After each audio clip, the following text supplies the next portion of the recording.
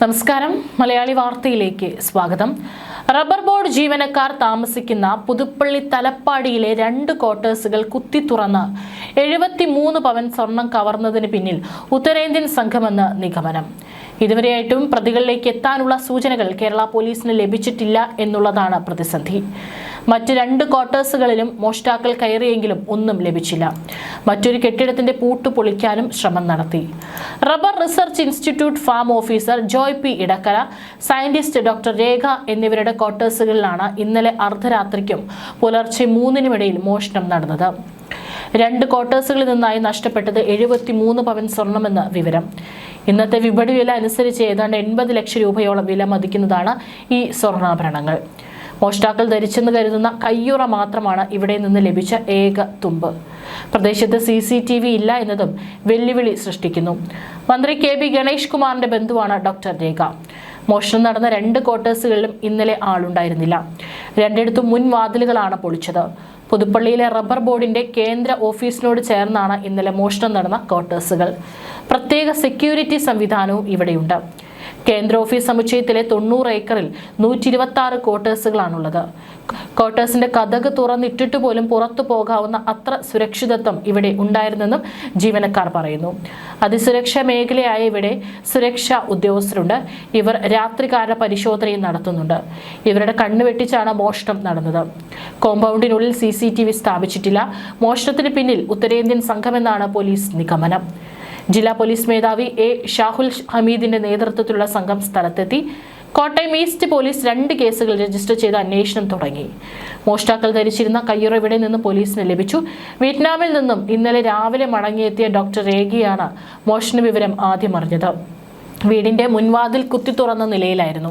ഇതോടെ കഴിഞ്ഞ ദിവസം ആളില്ലായിരുന്ന ക്വാർട്ടേഴ്സുകളെല്ലാം പരിശോധന നടത്തി. അതോടെ ജോയിയുടെ ക്വാർട്ടേഴ്സിൽ നിന്നും സ്വർണം മോഷണം പോയ വിവരം പുറത്തു വന്നു. ജോയി പെരുമ്പാവൂരിലെ വീട്ടിൽ ആയിരുന്നു.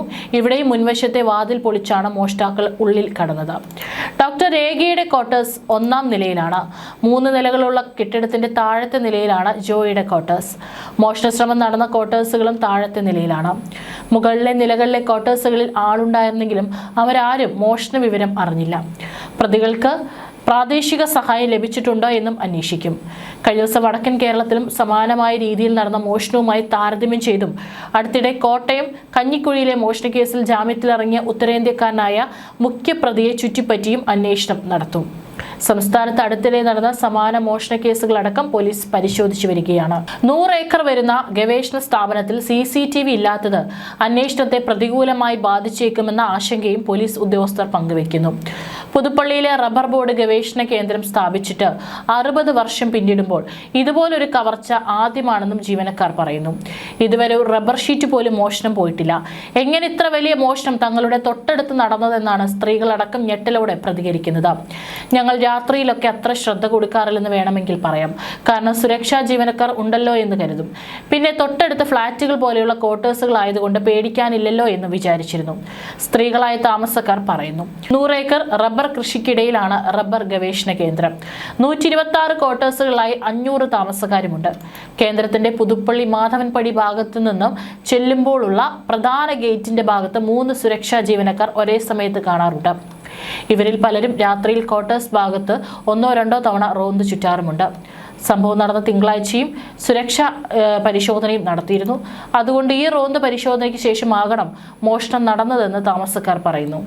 എന്നാൽ മുൻഭാഗത്ത് സുരക്ഷാ ഉദ്യോഗസ്ഥരുണ്ടെങ്കിലും 100 ഏക്കർ വളപ്പിന്റെ മറ്റ് ചില ഭാഗങ്ങളിൽ 5 അടി പൊക്കമുള്ള മതിൽ മാത്രമാണുള്ളത്. ഇത്ര വലിയ ഇടമാണെങ്കിലും എങ്ങും CCTV സ്ഥാപിച്ചിട്ടില്ലാത്തതിനാൽ തുടരന്വേഷണം അത്ര എളുപ്പമാകില്ല.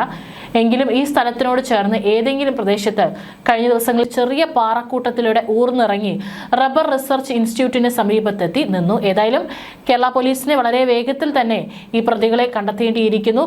കയ്യുറ മാത്രമാണ് തെളിവായി ആ ക്വാർട്ടേഴ്സിൽ കള്ളന്മാർ അവശേഷിപ്പിച്ചിരുന്നത്.